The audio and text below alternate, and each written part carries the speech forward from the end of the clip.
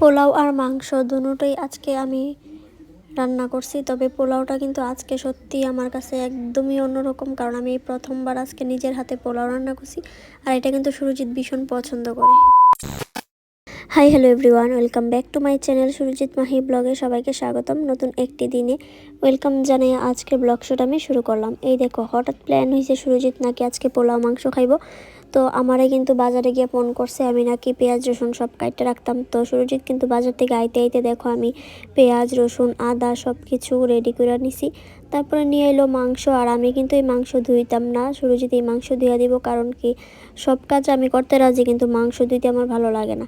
তবে সুরজিৎ মাংসটা ধুয়ে দিব। আর এদিকটাই দেখো আইতে নিয়ে এসে গোবিন্দভোগ চাল।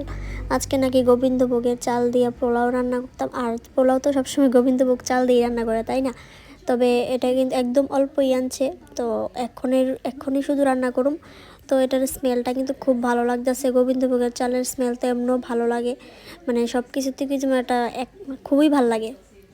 তো দেখো আমি কিন্তু অনেক সাহস করে আসলে আজকে আমি এটা রান্না করছি, কারণ আমি কোনো দিন এটা মানে রান্না করছি না। হ্যাঁ, রান্না করতে দেখছি কিন্তু আমি কোনো দিন রান্না করছি না।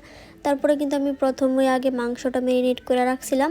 আগে কিন্তু মাংসটা আমি রান্না করতেছি। আর মাংসর রেসিপি আর কী দিমু, সবসময় তো আমি দেই, তারপরও আমি আমার ডেলি ব্লগে তোমার মাঝে শেয়ার করতেছি। কারণ কি, আমি বাড়ি করে থাইকা এই রান্না বান্নারই কিন্তু তোমার মাঝে আমি শেয়ার করি। আর তোমার কাছ থেকে এত এত ভালোবাসা পাই। তোমার কাছ থেকে আমি যেই ভালোবাসাগুলি পাই, সত্যি এটা আমি মানে অনেকটাই তোমার কাছে আমি ভালোবাসার আমার খুব ভালো লাগে যে তোমরা আমার এইসব ব্লগগুলি আমার দেখতে পছন্দ করো। যারা যারা ভালো ভালো কমেন্ট করো তাদের অসংখ্য ধন্যবাদ। খুব ভালো লাগে যখন তোমাদের এই সুন্দর সুন্দর কমেন্টগুলো আমি দেখি। তো দেখো, এদিকে রান্না করতে করতে কিন্তু অনেক কথাই কইছি। তো আমি মানে আমার যেটা ভালো লাগে ওইটাই কিন্তু তোমার মাঝে আমি শেয়ার করি। আর আমি কিন্তু সব কিছু ন্যাচারালি দেখাই, আমি এক্সট্রাভাবে কোনো কিছু দেখাইতে চাই না আর দেখাইও না। তো এদিকটাই কিন্তু আমি দেখো মাংস কিন্তু কষানো হয়েছে। তারপরে অল্প না একটু ঝোল দিছি, কারণ যেহেতু পোলাও দিয়ে খাওয়া হইব, বিরিয়ানি দিয়ে খাওয়া হইব, একটু তো ঝোল রাখতে হইব। আর আমার লেগে কিন্তু আমি কষা নিয়ে নিছি, আমি একটু কষা দিয়ে খামো। জানো তো আমি মানে জল ছোয়ানোর আগে যে মানে তেলের মধ্যে যে কষানো থাকে এই মাংসটা খেতে আমি অনেক পছন্দ করি। তো আমার লেগে অল্প একটু আমি কষা রেখা দিছি। তারপরে দেখো দিকটাই কিন্তু আমি চালটা, গোবিন্দভোগের যে চালটা আনছিল ওই চালটারে কিন্তু আমি ভালোভাবে একটা বাটির মধ্যে নিয়ে নিছি, যতটুকু প্রয়োজন ততটুকু নিয়েছি। তারপরে দেখো আমি কিভাবে রান্না করছি তোমরা একটু জানাই তো, আমার প্রসেসগুলি কি ঠিক নাকি আরও কোনো প্রসেস মানে করতে লাগে।